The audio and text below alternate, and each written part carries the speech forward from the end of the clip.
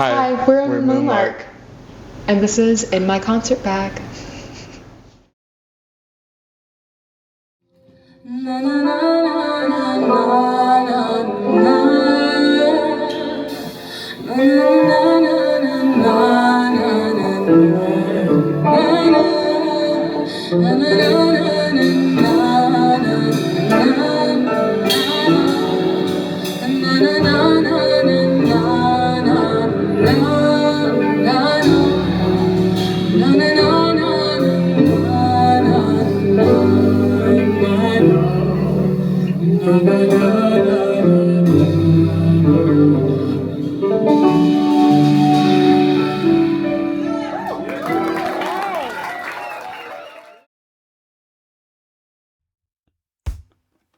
Good people, it's your favorite concert guy, Mark with the Q, and you are watching In My Concert Bag, The Green Room.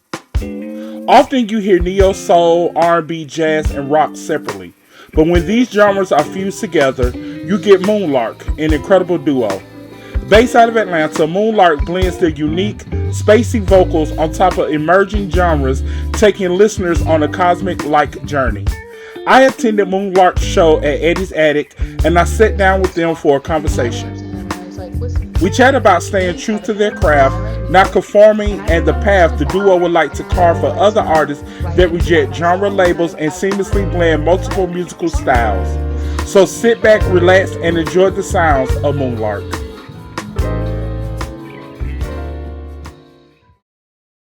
So if I could just get you guys to introduce yourselves and then introduce who you are, and then we could get right into it. Cool.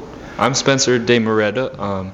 Been playing guitar for most of my life and just doing music for a long time. I'm a guitar player and singer in Moonlark.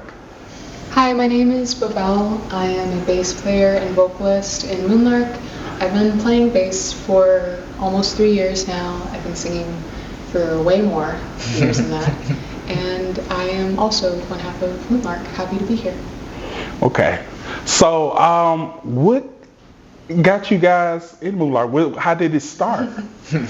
Well, Spencer and I actually met for the first time ever at a show in Cumming at a venue that no longer exists. Oh, why is the name escaping me? It was called His Rock. It was? It was a little record shop, and it had a stage, and it was kind of like a DIY venue situation. And the first time I saw them, or I saw Spencer, I saw his band, Rain the Ragdolls, playing there, and I was like, whoa. But I also saw his other band, The Peak, which is like a very different vibe, and I think closer rooted to what we kind of do a lot of now, that indie soul, hip hop, R&B, jazz vibe. And I remember just thinking to myself, wow, he's so great. I hope I see him again. And then I did see him again at Mad Life Studios in Woodstock. And I went up to him and I was like, listen, man, you're incredible, and I write music, and I think I'm kind of bad at it, and I would like to not write it by myself, and I want a friend, a songwriting friend. And he's like, yeah, why not? Yeah, I don't know that you said you were bad at it, because I would have been like, I don't know what I'm doing. Yeah, that's how we hit it off. We basically met through our mutual friend, and ever since then we've just been connecting more and more, you know. Yeah. So when it comes to you guys' music, creating music, I know you say you have a fusion of R&B, jazz, and rock all together. How did y'all know, like, this is the lane we want to give the world in terms of the type of music or genre? Because y'all music is, it's kind of like all over the place. It's a fusion. It's not all over the place. That's the wrong word. It's a fusion. Yeah. So how did y'all know, like, okay, we're going to stick with this particular sound? It's a great question. A lot of it is just the music we listen to. Yeah. We're very like-minded, and like Stevie Wonder and Erykah Badu, and just like all those vibes that kind of fit together in the R&B and jazz side of things. But also when we first played together, that was just the vibe, you know. We were our first song we wrote together was Try Again, and we were just messing around with some jazzy chords, and then Kaylin found a melody and it stuck, you know. It kind of felt like two pieces of a puzzle finally finding each other, because I know like at least in the way that we've come to understand and create our music together, that it's something that is honestly really meant to happen, because it never feels like we have to try. Like it just is always songs like really just flow out of us like lava. Yeah. Sometimes I think it's nice for us because we have such a diverse taste in music and what we listen to, and Spencer and I are true like historians of the work. Like we want to know about the history of music, where these genres came from, who were the forefathers, who were the foremothers, like who were the people that set the groundwork for why we're able to even have the music. Yeah. And I think we bonded extremely on that end as well. Wow. So, and listen to the song Fallen. I was amazed by your vocals. Like, like you listen to the song and then you hit a run, and I was just like, wait a minute, what did she just do? I'm like, okay. I'm like, oh, because the type of song it is, you didn't think like all of a sudden you just hit this R&B or neo soul run in the midst of it, but you put it in that pocket and you're like, okay, it breathes in that moment, in that melody. Who are your vocal influences? There's a lot This of is such a fun question. I am all about vocal pedagogy. I'm also a vocal coach. Like when I'm not writing, That I makes sense. teach. Like that is really like my bread and butter outside of performing and being a performance artist. And I've always looked up to, I mean, like the greats, like Shaka, Whitney, Aretha was a huge one for me. Nora Jones was like, I think one of the first vocalists I heard, and I remember I was like 5 in the car, and I was like, her tone is just so, I've never heard something like that before. And I became obsessed with mimicry and what it meant to emulate these idols that I was listening to. I would be singing Christina Aguilera like every day in the car, like just whatever I could do in terms of like, you know, these vocal Olympians. How could I like catch up with them in a sense, which is, you know, I'm always, you know, going to be in my own lane because they're really truly their own artists. But, you know, those are really the people that have been the groundwork for me. I like recently fell into Cleo Soul as well as a huge inspiration for me in terms of like broadening myself outside of just hard, heavy vocals like riffs and runs, because she'll just sing. Yeah. Right. She just sits. It's sit in the pocket and it's just tone. Yes. It's just tone that conveys a message. Yes. And really, I'm speechless just thinking about Cleo song, because I just want to. She tells a story without overdoing it. Yes. And It's like story time. Vocalists are pulled into this position where it's so easy for us to oversing. It's so easy for us to get to the climax of the story when you're like on the second verse, you know? And especially with my work as an actor as well, I like am always thinking of the pacing of things and how I'm not just singing, but what am I saying? Like what's the message I'm conveying? And I think that's what those vocalists really have done successfully to set themselves apart from others. Right.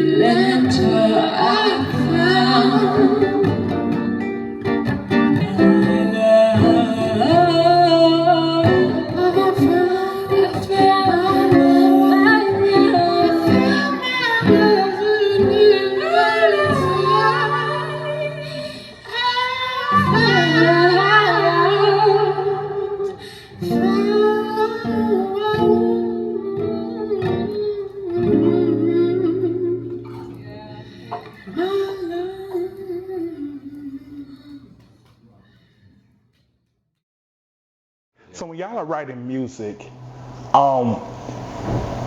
where is it coming from? Is it like from your heart, from experiences, or you're like other people's experiences? It's a really good question. I would say it has to be a mixture of all of the above, just your life experiences and the people that have shaped you into who you are and the people you've learned from. But it's also from another source, We both know that it's not just us and it's not just the people we're with, that we have a creator that is also fueling our endeavors. And there's like a kindred connection that I think really keeps us grounded in that motivation and in that reminder of spirit, because it is the reason that I think artists really fall off the bandwagon and they get so lost in the sauce, because they forget, okay, there is this underlying reason that I am kind of fulfilling a purpose, if you will, or fulfilling like an idea, or fulfilling a dream or a path of mine. And everyone has their different relationship to that, and they describe it in very different ways. But I think for us, that's definitely where we find it. Also, even just like Spencer and I are two people that are so not like, I have to write a song every single day. Like once an idea comes to me, like I'm right. If it's important, it will come to me again. And that's always happened. Right. Like the first time I heard Love in Atlanta in my head, I didn't write it down. I was just like, that's cute. I'll save that for later. And then I was at a piano 2 weeks later, and then the song was written, Yeah. So I think that also trusting ourselves, the music, it just comes out in that way as well. It's almost kind of like an inner voice. So it feels like to me like y'all let the lyrics kind of breathe instead of just forcing it. You're like, okay, this is the idea. I'm gonna put it on the back burner, let it birth itself, and then when it's ready to come out, then I could execute or I could compose it. Let the world hear it. Yeah. Exactly. That's a beautiful thing. Thank you. Thank you. Wow. So Atlanta is it's a lot of music here in Atlanta. I would say a lot of genres in Atlanta. So much stuff going on. But the big thing is hip hop. Yes. The big thing is R&B. You guys' music touch on it, but it's not really defined as those things. Yeah. What makes it true to you guys? Like, we're down the right path. I could, because you could easily go and be the next Monica, the next Summer Walker, but you're like, no, I'm just going to stay in this pocket. So have you ever had the pressure to change who you are as a band? And what made you say, hey, this is us? Us against the world. I think the fact that we kind of can't put it in one word and we can't define it as one genre helped us figure out that we already have our sound. Yes. Boom. The fact that we can't describe it means we don't need to imitate other people. Right, like because that's the thing that people chase for. We're all like functioning from this place of familiarity of like, okay, where am I? Okay, I know where that is. I recognize that. Okay, I recognize that. Okay, I know where I am. But when Spencer and I started writing music together, I remember we would have these lengthy conversations just like, what are we gonna do for branding and how are we gonna write a bio? Like it was just it felt like so much. And I realized that we were trying to define something that's not been written yet. And I was like, time is gonna write it for us. Okay, so I should just keep doing what I'm doing. Okay. And when you really learn what it means to allow, I think that is where we found that comfortability and that lack of feeling like we had to fit in, because it instantly became like, I think as soon as we accepted that is when I was like, I'm gonna start putting sweaters on my guitar. Like it literally was like bam, bam, bam, bam, bam. Right. Once you just start accepting and allowing yourself to be and acknowledge how everything contributes to you, even though you're an incomplete picture, everything contributes to you. Just lead with that, and people will give you trigger words. They'll give you, they'll give you things that you can. Oh, okay, I can pin that to the board. Okay, I can place that. You'll find familiarity along the way. Yeah. Well, you know what? I can honestly say the music that you bring to the world, that you create, is needed, and it's so much needed because you guys was on CBS Atlanta News, and it was so funny just watching the broadcast and seeing you guys, and I was like, I'm interviewing them in a couple weeks. And I was like, I hope they don't cancel because this is like a whole nother new level now. And I'm thinking that in my head. How was that experience? Oh my gosh. And how did it come to be? Like, did you reach out to them or they was like, hey, we've been watching you guys? That barely happened. It barely happened because I was graduating college the week that they wanted to film us. Yeah. And I was like, listen, I have this flight booked for Tuesday. If I can move it to Thursday, are we good to get into the studio on a Tuesday or Wednesday? And they were like, yes, because we were playing Porch Fest and they went through all of the bands on the lineups and they just picked us for whatever reason. And they reached out to us like literally 2 days before we ended up filming. They were like, listen, we're trying to get you guys in for CBS. We want to promote Porch Fest. We want to promote you. Are you available? And I was like, Delta, please! Like, just doing everything that we could to rebook that flight. So, you know, we shifted that over and it all happened literally so fast. We immediately texted our friends being like, are you available? Like, can you come in? And our friends, of course, were like, well, yeah, we would love to be on CBS with you. And, you know, it felt like it was literally a matter of minutes before it was over. It happened so quick. Yeah. And it was our first ever television appearance, which is crazy. Congratulations. Thank you. Yeah. Thank you. We're very lucky that we got everything to align, and Yes. we're very grateful that CBS had us. It was a great time. It was awesome. Divine timing. Yes. It's a beautiful thing. Right. So with the show tonight, what can we expect from the show and what song are you particularly excited to perform tonight? Well, today's going to be a special concert because we have two special guests with us. We have a friend singing background vocals and playing nylon string guitar. Her name is Park. And then we have Sammy Hansen on keys. And we also have a different person with us on drums today as well. His name is Sean CD. Yeah. So we have a new lineup that we're trying out. It's going to be good. It's going to be like entirely new arrangements tonight. So people are really going to be hearing these songs in a way that they've never heard them before. Beautiful. And I think a song that I'm particularly excited for people to hear is called It's Never Enough, because we've never performed that song before for this audience. So they're going to be like, what is this song? I'm really looking forward to that.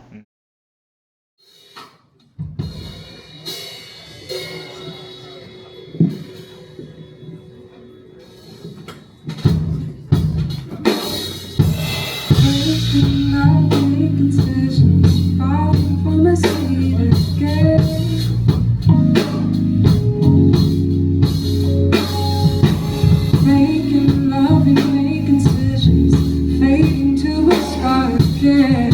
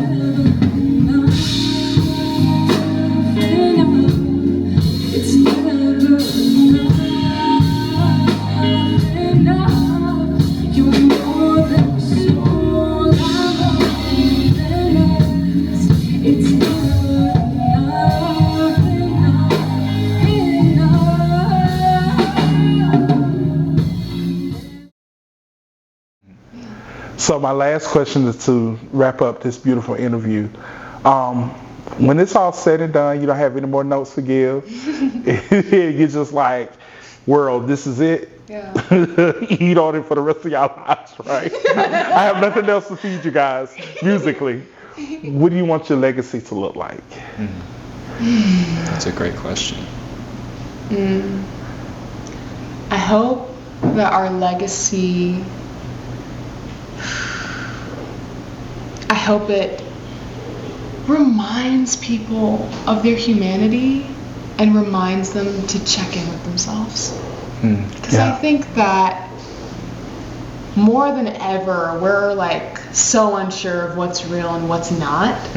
And we've kind of talked about this idea of the future. Oh, the future is coming. There's going to be flying cars. It's so much more than just a flying car. I wish a flying car was like my thought when I thought of like AI, you know what I'm saying? Yeah. And I think that so much of our understanding of being connected with each other was already like shaken up, you know, during the pandemic, and we've kind of moved on from that without really, I think, healing as people and healing as community members. Because I'm a teacher, I'm so sensitive to how all of these things are impacting all of us, because it really starts with, okay, where's the youth's mind at? Wherever their minds are at, that's where we are. And we're in this place where we don't really know who we're with, and if who we're with is someone that we can trust. Yeah. So I hope that with that humanity, we begin to trust ourselves again, and I hope our music serves as a reminder to trust yourself, because you're one person, this is your vessel, this is your time. Whether you believe you've been here before or you're only here once and that's it, it's like the only way to live is to know that one day you're not going to be here anymore. Right. So live. And if you don't know what it means to live, if you live in fear of death, then you're never truly living. That's the legacy that I hope that we leave with people. That's Very well beautiful. said. Yeah.